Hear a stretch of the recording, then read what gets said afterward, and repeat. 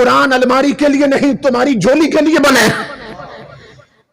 وہ بیٹیوں کے ہاتھ سے رومانٹک ناول چھین لو، انہیں سیرت فاطمہ زہرا کی کتابیں تھماؤ۔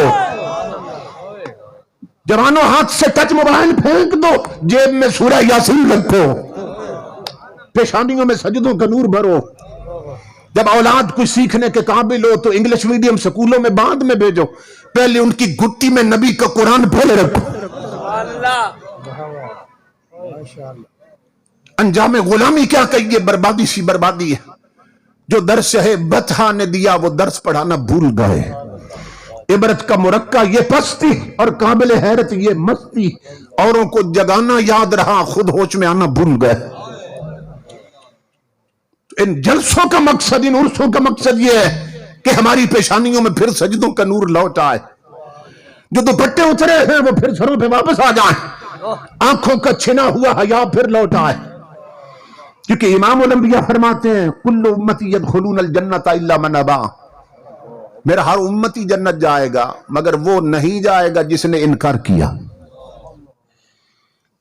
اب سنیے حدیث کی روشنی میں کہ حضور کی نظر میں صلی اللہ علیہ وسلم فرمایا کل امتی یدخلون الجنت الا من ابا، میرا ہر امتی جنت جائے گا مگر وہ نہیں جائے گا جس نے انکار کیا۔ عرض کی یا رسول اللہ کون منکر، کس نے انکار کیا؟ فرمایا من اطاعنی فقد دخل الجنت ومن عصانی فقد ابا، فرمایا جس نے میری اطاعت کی وہ جنت جائے گا، اور جس نے میری نہ مانی اس نے انکار کیا اور وہ جہنم جائے گا۔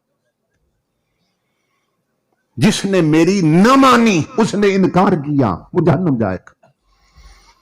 اب یہ بے پردہ پھرنے والیاں بازاروں میں بن سنور کر، بتائیے یہ حضور کی مان رہی ہیں؟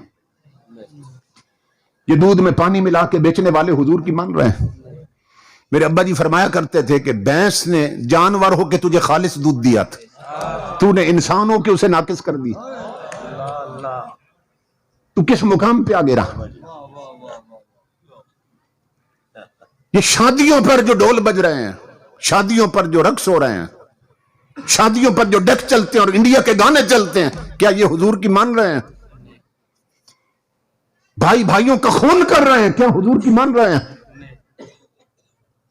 افسر حرام خور ہو گئے، حضور کی مان رہے ہیں؟ ملک کے تاجر بددیانت ہو چکے، کیا حضور کی مان رہے ہیں؟ ملک کے حکمران رب رسول کے باغی ہو گئے، کیا یہ حضور کی مان رہے ہیں؟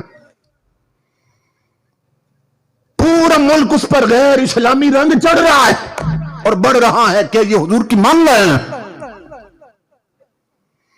دروس وقت سے جب تاجدار کائنات کے غلاموں موت کی وادی سے گزرنا ہے اور پھر پل صراط پہ آنا ہے۔